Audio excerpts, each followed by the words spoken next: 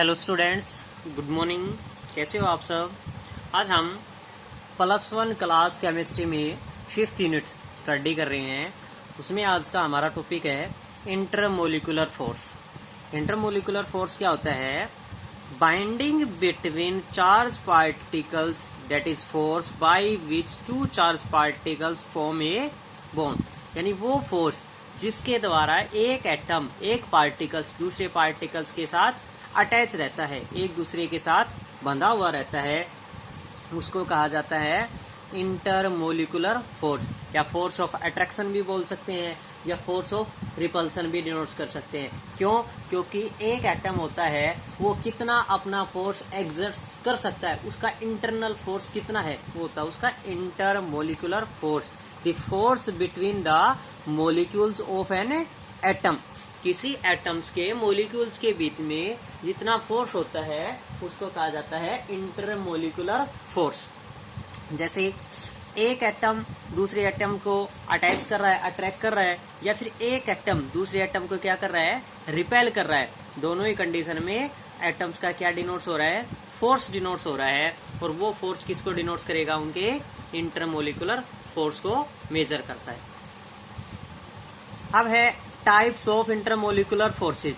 Types कौन कौन से प्रेजेंट है इंटरमोलिकुलर फोर्स के? फर्स्ट है dispersion, that is London force.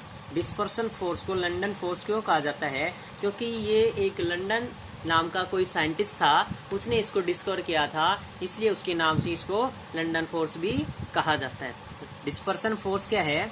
Same charge particles attract each other. When same charge particles attract each other, जब same charge particles एक दूसरे को अट्रैक्ट करते हैं तो उनके बीच में जो फोर्स ऑफ अट्रैक्शन होगा उसको क्या कहा जाएगा, डिस्पर्सन या फिर लंडन फोर्स। जैसे हम मेजर करें ऑक्सीजन के बीच में, ऑक्सीजन क्या है, सेम चार्ज पार्टिकल्स में 2 नेगेटिवली चार्ज पार्टिकल्स को डिनोट्स करता है, और जो ऑक्सीजन सेकंड है वो भी नेगेटिवली चार्ज पार्टिकल्स को डिनोट्स करेगा। तो नेगेटिव के बीच में फोर्स ऑफ अट्रैक्शन है, तो क्या हो गया, O2 पार्टिकल्स क्रिएट होता है। नाइट्रोजन के बीच में हो जाए, हाइड्रोजन के बीच में हो, या फिर जितने भी हैलोजन ग्रुप प्रेजेंट है, ग्रुप नंबर 17, उन सभी में कौन सा डिस्पर्सन फोर्स मेजर होता है। जैसे पॉजिटिव के बीच में, या फिर नेगेटिव के बीच में हो जाए। जैसे क्लोरीन और क्लोरीन की बात की जाती है तो कौन सा बॉन्ड क्रिएट होता है, Cl2, that is covalent bond create होता है। सेकंड फोर्स है डाइपोल फोर्स। जब फोर्स ऑफ अट्रैक्शन किसके बीच में हो, अपोजिट चार्ज पार्टिकल्स के बीच में हो। जैसे हाइड्रोजन और क्लोरीन के बीच में है, कौन सा बॉन्ड क्रिएट करता है, आयनिक बॉन्ड क्रिएट करता है, और बॉन्ड हो चुका HCl हाइड्रोक्लोरिक कंपाउंड। थर्ड है डाइपोल इंडुस डाइपोल फोर्स। जब आयनिक कंपाउंड किसी पोलर या नॉन पोलर मॉलिक्यूल्स के साथ क्रिएट होता है। डाइपोल इंडुस डाइपोल क्या हुआ, वहन ionic compound, that is formation of positive and negative particles combines with other polar and और नॉन पोलर मॉलिक्यूल्स, होगा डाइपोल इंडुस डाइपोल फोर्स। नेक्स्ट है हाइड्रोजन बॉन्डिंग। हाइड्रोजन बॉन्डिंग किस में होगी, when force of attraction of hydrogen between other charge particle. जब hydrogen की किसी दूसरे चार्ज पार्टिकल्स के साथ फोर्स ऑफ अट्रैक्शन हो, उसको कहा जाएगा हाइड्रोजन बॉन्डिंग, इन विच हाइड्रोजन रिप्रेजेंट्स एटलीस्ट 1 कंपोनेंट, जिसमें हाइड्रोजन कम से कम एक कंपोनेंट तो प्रेजेंट होगा ही। जैसे हम डिनोट्स करें, हाइड्रोजन और फ्लोरीन के बीच में HF बॉन्ड क्रिएट होता है, फिर ज्यादा मॉलिक्यूल्स प्रेजेंट हो जाए तो फिर से HF बॉन्ड हो जाएगा, फिर से HF बॉन्ड हो जाएगा, और ये एक बॉन्ड के साथ बंधे हुए होते हैं, जिसको हम किसको डिनोट्स करते हैं, डॉटेड लाइन से। वो डॉटेड लाइन किसको डिनोट्स करेगी, हाइड्रोजन बॉन्डिंग को। और जो डार्क बॉन्ड होगा, यानी डार्क लाइन से डिनोट्स होगा, वो होगा कोवलेंट बॉन्ड। और HF bond is the strongest bond. HF bond सबसे स्ट्रॉन्गेस्ट बॉन्ड होता है। क्यों? Due to presence of fluorine.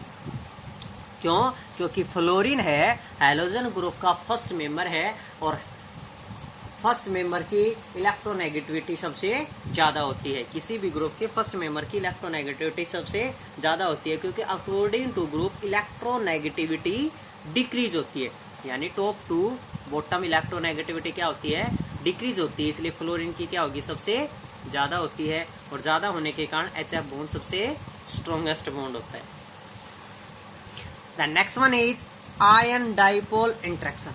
Ion dipole interaction क्या होगा, the force of attraction between ionic compound and ionic compound. जब फोर्स ऑफ अट्रैक्शन किसके बीच में हो, आयनिक कंपाउंड और आयनिक कंपाउंड के बीच में हो। जैसे हम डिनोट्स कर ले, water molecules react with sodium chloride.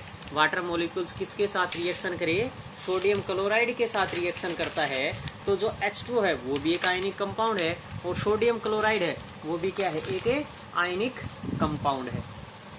जैसे हम मेजर करें कि हमने क्या ले लिया, एक तरफ NaCl को डिसोसिएट किया, Na पॉजिटिव Cl नेगेटिव में डिसोसिएट हुआ। इसी प्रकार H2O को डिसोसिएट किया तो H और O में डिसोसिएट हुआ, H पॉजिटिव और O नेगेटिव में।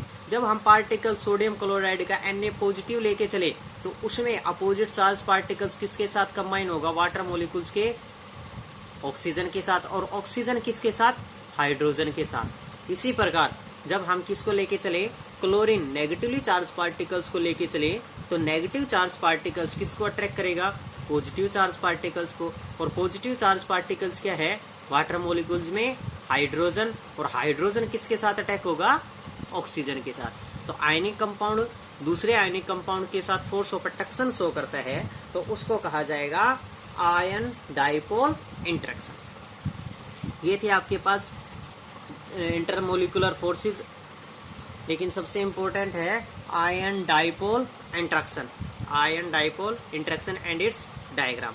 तो अच्छे से स्टडी करना इन इंटरमोलिकुलर फोर्स के बारे में। थैंक्स।